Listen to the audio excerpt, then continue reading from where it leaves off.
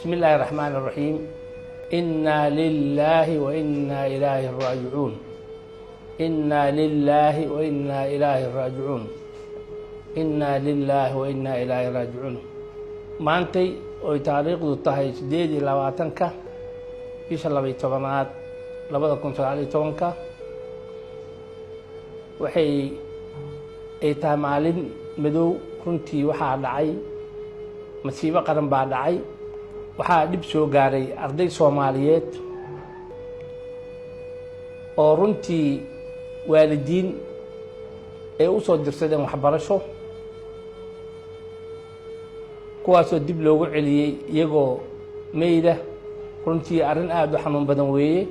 arrintaas waa arrinta aan dareemi karno anagoo waalidiina, maamul ahaan, macallimiin ahaan dhibkaas dhacay oo runtii aan aad uga tacsiinayno. arrintaas iyadaahi waxaan u tacsiyanayaa dhammaan ummadda Soomaaliyeed. waxaan u tacsiyanayaa mu'asasada Banaadir ee tacliinta sare. waxaan u tacsiyanayaa maamulka iyo ardayda iyo waalidiinta oo maanta runtii arrintaasi masiibadaahi ay saameysay. arrintan iyadaahi waxa weeye waa arrin aad runtii ummadda Soomaaliyeed ku abuurtay nabar, ku abuurtay walwal. meel kastay ka dhacdaa. waxay ka dhacday dhacdadii Shaamow, waxay ka dhacday dhacdadii Harkaha iyo Saamaha, waxay ka dhacday dhacdadii Zoobe. maanta ugu dambeysay waxay ka dhacday ex control. waxaan leeyahay dadka Soomaaliyeed haysdajiyaan, waalidiinta iyo ardayda dhibku imanaya. intii dhimatayna Allah u naxariisto, inta maaragtay dhaawacantana Allah u boogadhayo. arrintaas iyada runtii waxay arrin masiibo qaran bay ahayd. waana ka tacsiyeenaynaa dhibkaas soo gaaray. aad baan runtii uga mahad celinayaa dhammaan mas-uuliyiinta kala duwan ee jaamacadaha iyo aqoon-yahanka iyo indhergaradka Soomaaliyeed oo runtii nooga soo tacsiyeeyey dhibkaas maantay soo gaaray jaamacadda Banaadir.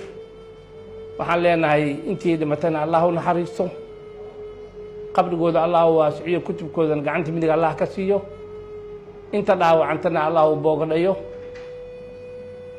waxaan soo jeedinaynaa ka maamul ahaan aan ka codsanayna dowladda Soomaaliyeed inay arrintan iyada ay u istaagto sidii dadkaas dhalintaasi soo kacoreysay ee dhaawacantay ee dhibka soo gaaray sidii gargaar loogu fidin lahaa, looguna diri lahaa mataqaanaa daaweyn dibadda qaarijka ah si mataqaanaa loo soo kabo moralkooda kor loogu soo qaado.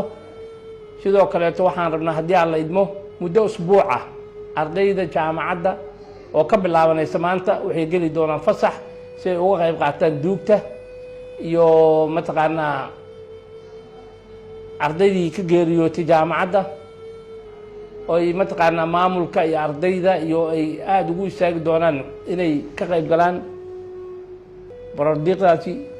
loona sameyn doono kulan duco ah oo ay qaban doonto jaamacadda soo iclaamin doonto haddii aan la idmo usbuucan gudihiisa inaan ugu duceyno ardadaasi ilmaheenna naga baxay ee dhintay uu Rabbi naga jeclaaday oo masiibada ay ku timid iyagoo runtii ahaa ubaxa soo korhayo, ahaa mas-uuliyiintii berrito noqon lahaa mustaqbalka, rajada kale ahaa. aad baan runtii uga tiiraayoonaynaa dhibkaas soo gaaray.